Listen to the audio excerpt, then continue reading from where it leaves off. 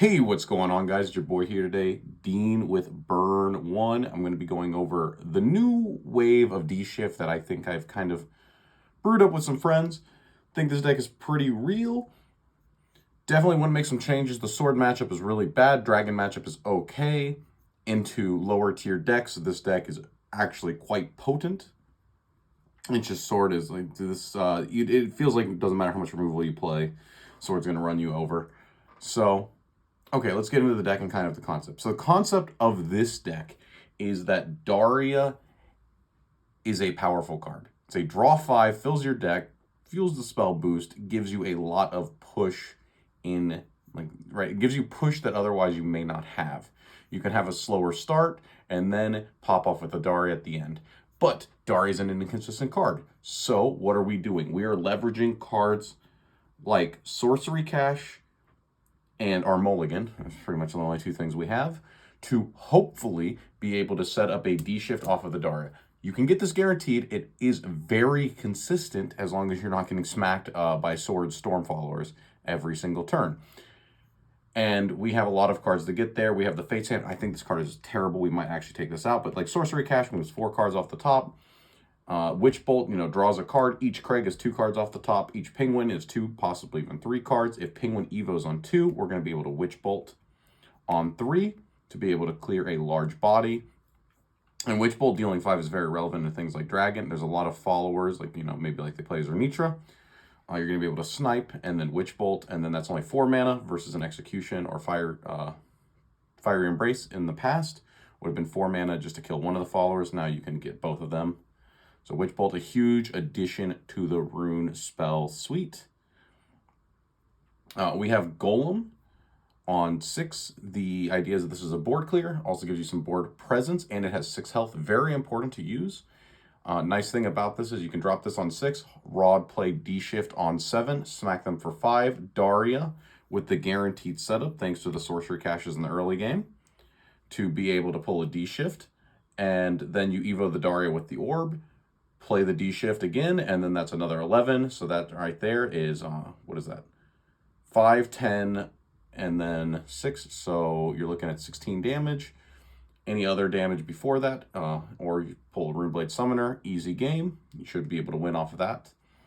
By the way, this double D shift combo, you're like, oh, what is about this D shift on 7? You can do that normally. You just normally don't have a board.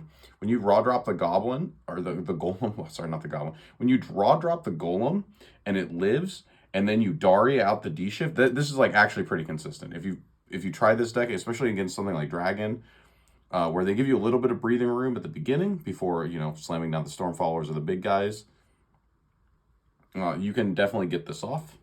And then against lower tier decks, this deck like soup pops off like every time. It's kind of insane. Evo deck, of course, is just 3/3/3. There's not really a whole lot to say about it other than, you use the Sorcery Cache and you use your mulligan. When you mulligan 4, put the D shift on top, and then you're like, okay, well, now I need to get through, well, you draw the next 4. So that's 8 cards out of the deck. That means 32 cards you need to move, but not actually 32. It has to be the last one. So 5, you're looking at, you have to move 27 cards, and between your draws, because you'll get 7 to 8 draws by then. So that means you're down to 20 cards that need to be moved. Each one of these is 4. Each of these is 2. These are 2. If you get a Trail of Light, that's additional draws as well. You basically have a lot of dig that helps you get there. Seeing it in the opener is preferable. So this is the one deck I say you cannot go over 40. You can play down a Daria on 6 if you have to. It's not ideal, but you can. And if you like mulligan at the beginning and then you Sorcery Cache, you can know that, and you haven't seen the D-Shift, right? If you haven't seen one of these in hand, at a certain point you can go, okay, now my Daria is going to hit because I know the bottom 10 cards in my deck are not. I've got like 16 cards left in deck, and I've got like 2 D-Shifts, right?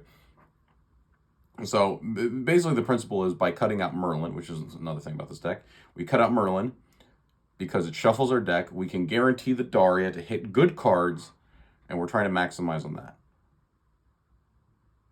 Now, like I said with the caveat, you have a terrible sword matchup, and I really don't know what you're supposed to do. I think Now I've gone over the deck a little bit. I think that you want to cut Fate's Hand.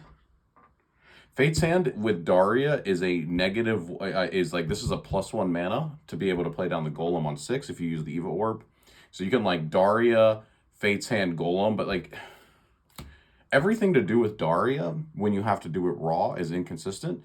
Maybe that is the play that we were supposed to be going for, but we couldn't even get to turn 5 with the list. This deck doesn't actually have enough early game removal. The snipes and the fire chains were somehow like all of this was somehow not enough to prevent us dying to sword followers, probably because this is not quick.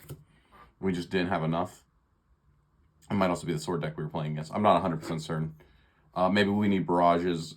Definitely just play around the list. Try out this new wave of trying Rune. And, hopefully you can guys enjoy it before Uma comes out in 2 weeks. And until next time, this is Dean signing out.